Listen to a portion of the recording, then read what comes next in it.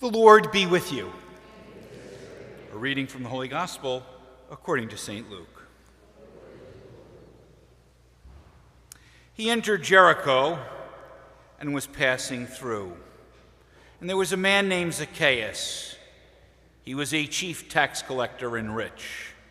And he sought to see who Jesus was, but could not, on account of the crowd, because he was of small stature. So he ran on ahead and climbed up into a sycamore tree to see him, for he was to pass that way.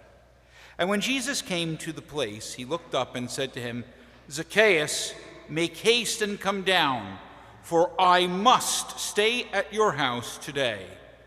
So he made haste and came down and received him joyfully. And when he saw it, they all murmured, "He has gone in to be the guest of a man who was a sinner."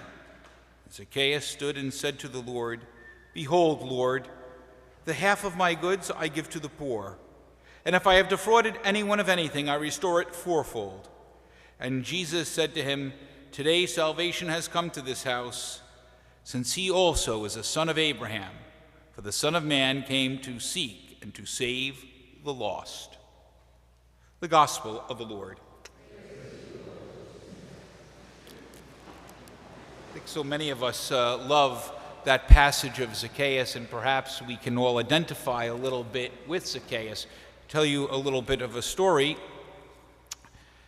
When I was 33 years old, so I was 3 years a priest, I did the pilgrimage to Santiago, Compostela. And this pilgrimage I was woefully unprepared for. Most people do a lot of preparation. I went to Paragon, I found a pair of hiking shoes, bought a knapsack, a couple of pairs of clothes, threw it in the bag, got on a plane, and flew to Paris, got to a place named Jean-Pierre-de-Port, and began to walk. It was a real big mistake, completely unprepared. And, the first day it seemed all very romantic, except I kept thinking to myself, this is going to be 30 more days of this. 30 more days of it, and 30 days seemed like an eternity. I remember getting to Pamplona, so it took me about 2 or 3 days, and my feet were all torn up. A few days more, and I was in Logroño, and I keeled over at Mass, quite literally, at the end of the day, because I must have had dysentery. It was not a great trip, and I only continued each day because of the other people who were really a part of my life continuing, helping me to get along, and that I was as stubborn as a mule. It had very little to do with religious conviction, I think, at that point. But the reason why I tell you this story is because along the way, a couple of things had happened to me. One was because I'm so fair-skinned, I would have to get up very early in the morning because the Spanish sun was very hot and I was getting blisters and really badly sunburned. And so I would get up, and I would try to get up earlier and earlier each day to avoid the sun.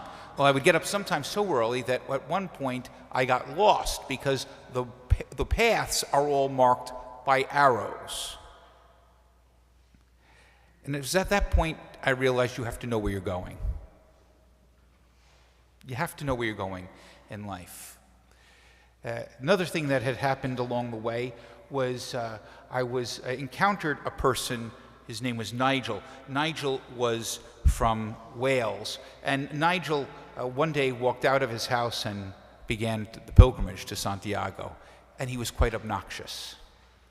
Once he discovered that I was a priest, he unloaded on me every day every problem he had with the priesthood and the church, which I really did not want to hear.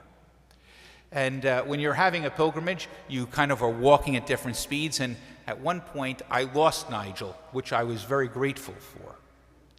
I continued on my way, and finally I made my way into the city of Santiago, Compostela. It was quite beautiful. There was a bagpiper because they're Celts there, and I remember it was all very romantic, and as I was just about to go into the church, I heard this Welsh voice calling me Kieran. Kieran, Kieran. I turned around, and there is Nigel. And he said, "Come, let's go get a beer." Now, I was walking for a long, long time. I'd gotten sick. My whole destination for this pilgrimage was to get to the church of St. James, Santiago, to say my prayers, to offer Mass, It was everything I had been waiting for 30 days, and I didn't think I was going to be able to actually get there to do it. And I remember looking at him and thinking to myself, I'm just going to run away. But I also realized at that moment that the pilgrimage that I was on was really a representation of my life. Right? The pilgrimage doesn't end when you get into a church and say a prayer. That really is just the beginning. And part of what I had to do was really encounter this fellow Nigel. And it was amazing because we had that beer, and I did not find him to be obnoxious one bit. In fact, I found a man who had been very terribly hurt. Apparently his wife had been having an affair. He walked in on her, and he walked out and began to do this pilgrimage. And this person who was so obnoxious to me was a person who obviously was in such terrible pain. And after all, I'm a priest, and I should be able to absorb his pain. Tonight, when I think about the reading of Zacchaeus, I think we all can be a little bit like Zacchaeus. You know, Zacchaeus, the scriptures tell us, was the chief tax collector. It's important for us to understand what that really meant. You know, tax collectors were not like the IRS man. I'm sure you all have heard many times that the tax collectors were actually those who were collaborators with the enemy, right? That they were actually those who were cooperating with an occupying force. You know that the Romans in about 63 BC had been able to conquer the people of Israel and instilled their own government. They imposed Herod Antipas on the throne, and so Herod the Great on the throne, and had begun to take over the nation. And they installed these tax collectors. But Zacchaeus was a chief tax collector. What the chief tax collector meant was that he had other tax collectors under him who were slaves. And this becomes important because of the role of not only was he rich, but he avoided all sorts of responsibility for the evil that was being done because he had the slaves doing that on his behalf. And so there was a sort of moral ability to stand back. So Zacchaeus was a very reprehensible figure. But what's important, I think, about Zacchaeus is that he wanted to hear the Lord speak. He wanted to see him and to hear him. And so he climbs the tree. And what is amazing about that story is that Jesus knows the kind of man Zacchaeus is. And yet he invites him down and intends to stay in his house at night. This is before Zacchaeus says he is going to give away half of all his possessions and pay back fourfold all the people he has defrauded, admitting to being a fraud, which, by the way, put him in the sights of the Roman government. Because the Roman government tolerated fraud, but if you were convicted of being a fraudster, the penalties were quite strict and stringent. So what was happening with Zacchaeus is really a remarkable story. And notice, it's immediate. It is immediate that he responds to the Lord. The Lord doesn't look up at him and say, Zacchaeus, you have to change your life in order for me to spend time in your house. He sees him where he is. He encounters Zacchaeus where he is. And so what that should mean for you and me is the Lord is encountering you wherever you may be. I don't know where you are, but you know where you are. You know where you are stand vis-a-vis God. And what you need to know is that when the Lord looks at you, he encounters you where you are, whatever the situation you may be facing. And he does not make an immediate demand upon you. He does not demand that you change. What he demands is to love you.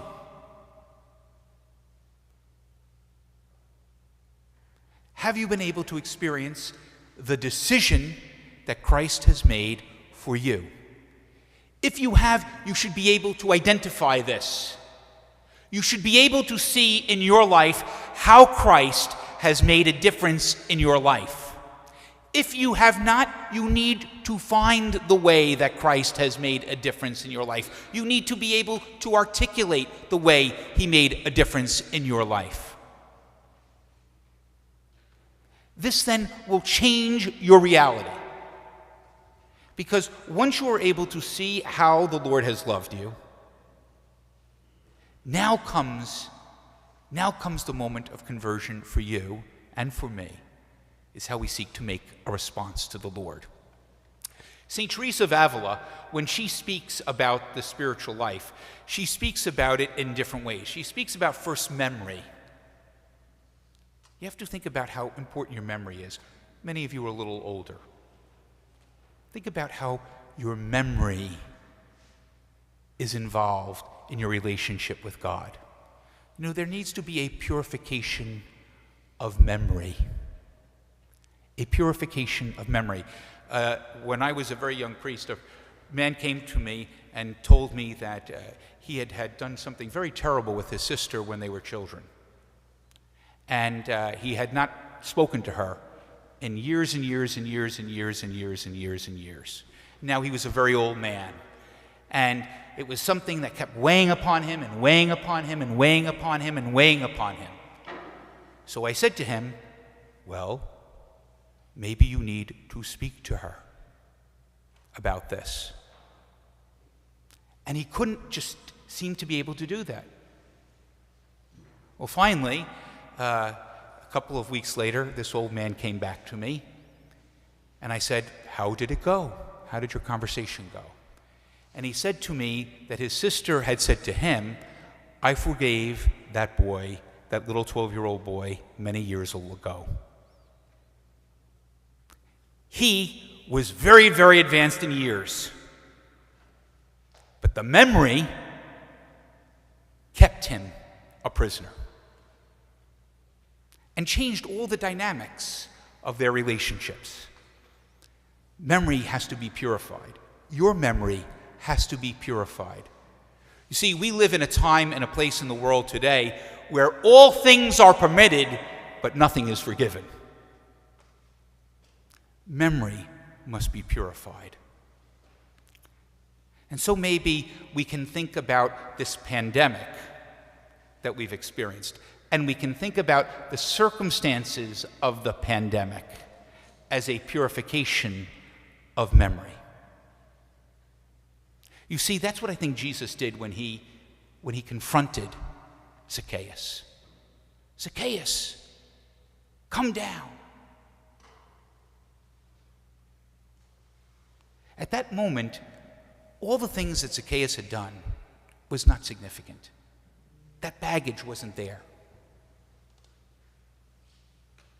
But when Zacchaeus has the confrontation then with Christ, notice what happens. It does affect a change. As soon as he has an experience of love, half of what I have, I give to the very poorest of people. In fact, what he is saying is, I'm giving it to the very poorest of people who've been enslaved, those people who are the tax collectors, who get enslaved in the process of tax collection and are actually not able to have any association with the people of Israel. What he's basically speaking are to the people who find themselves in systems of sin, deeply impoverished. And then he says, far exceeding the requirements of the Hebraic law to pay back people 4 times. You see, when you have an experience of God's love and memory is purified, then you can have understanding. Understanding of what really we are called to do. The change of life. You know, this is something you may have heard of a Lutheran theologian named Dietrich Bonhoeffer. He speaks about the cost of discipleship. What you should know about Bonhoeffer is Bonhoeffer, just at the outset of the Second World War, had been teaching at Union Theological Seminary in New York City. He was quite a distinguished theologian. But he was German. And he said he could not speak about Christ and discipleship in New York City. when he, as a German, and the German people were faced with the question of, what do I do as a disciple here and now in the face of terrible evil? And so what did Dietrich Bonhoeffer do? He went back to Germany.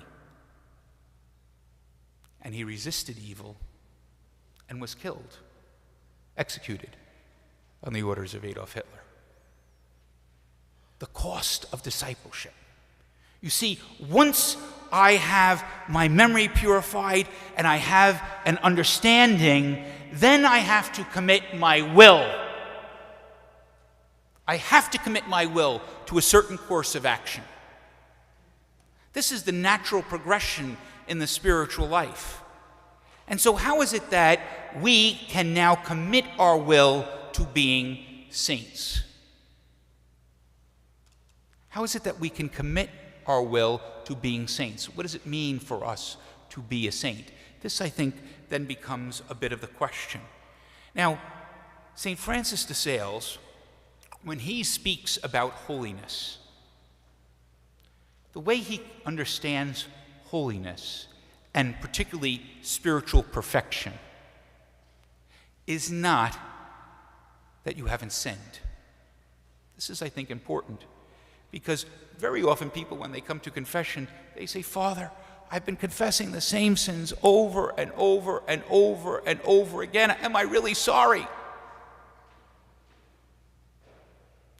And what St. Francis de Sales is trying to say is perfection is actually continuing to struggle. Perfection is not succumbing. This, I think, can be something very instructive for you and for me. Consider for a moment the person who works out. When you work out and your body is finally in good shape, you don't stop. You keep working out. There is still resistance. And so it is for you and me. We continue to struggle with temptation and sin. This is how we became perfect. You know, in the church, hypocrisy is I say one thing and I do another. That is not such a big problem. The big problem is corruption. The problem of I say one thing, but I don't do anything to change my life. I actually embrace the situation I find myself in, the sin that I find myself in. This is corrupt. This is what it means to be corrupted, when I no longer seek to make a change in my life. And this is why it becomes important for us that if we have the purification of our memories, what has happened in the past? Who am I? When I am able to come to an insight and understanding of what it is I am called to, that I then commit my will to that course of action. Of course, the story, as some of you may know, St. Teresa of Avila was 40 years old. She was a nun when she had her conversion. And she was a nun. She was a Christian, like you. Went to Mass. She was good. But it was only when she was passing an image of the scourging of Christ that she had an experience, an encounter that transformed her life. And as a result, she transformed the Carmelite community, both the men and the women. Conversion happens, this transformation happens sometimes immediately, sometimes slowly, or maybe we can think of it happening slowly and then all at once. We have to be prepared to respond like Zacchaeus, to come down the tree. I think of Nigel.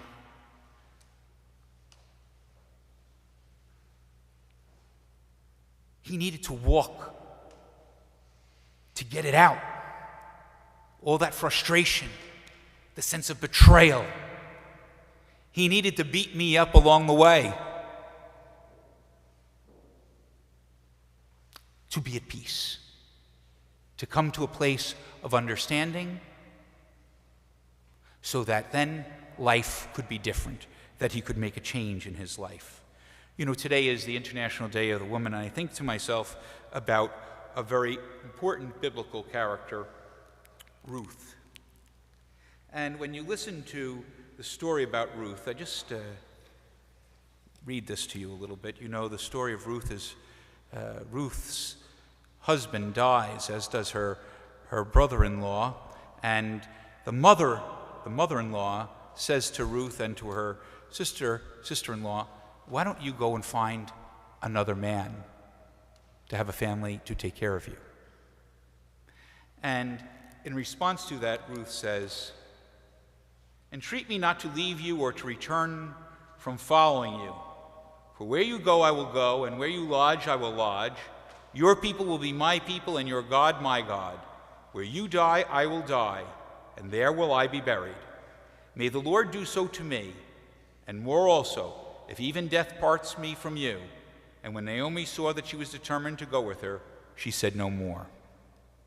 This is the commitment of will. Right? You know, it's easy sometimes when we're unprepared to not make it to the end of the journey. It's important for us to try to take all the preparations necessary so that the destination of where we're going, we're prepared to get there. So the question I ask you is, do you know where you're going? Do I know where I'm going? You remember as children in school, why am I here? I'm here to know and to love God and to serve Him in this life so I might be with Him in the next. To be with God in the next life. And so it's important for you to conceive of what that is going to be like. You know, it's funny, even people who have a very good Catholic education have sometimes very strange notions of what heaven is going to be like. They think, I'm going to see my animals, my pets. I'm going to drive around on golden golf carts. We have a notion of angels playing harps. But notice it is to be with God. Now maybe you'd say, like Billy Joel, I'd rather cry with the sinners and laugh with the saints, because that could seem almost a little boring to me. But notice, what is it about God? What does it mean? What it means is that when you enter into the presence of God, you look at someone who completely understands you. You see, we are all, the reason for suffering in your life and my life is because we are a soul with a body. The soul is infinite. The body is finite. And so there is this kenosis, or what is a pouring out, that takes place of you and me because of this reality that we face. So how is it that we can allow ourselves to be filled by God when we encounter Him? To think about all that unrest that is a part of your life and my life. We listen to the scriptures today and we think during this time of Lent about how is it that I can commit my will to following God. The first place is purification of your memory. When is the last time you've gone to confession? And when you go to confession, it is important for you not to try to skirt around the issue. You know, I often joke when you go to hear teenagers' confessions, they will say, I disobeyed my mother. That means a lot of different things. It means a lot of different things. You have to be specific. Because when you confront what it is that happened in your life, things that you've done or might have been done to you, then maybe there can be a change in your reality. There can be a change in your reality. There can be that moment of, aha, I understand. Notice, aha, I understand, does not necessarily immediately translate into, now I commit myself to a certain course of action.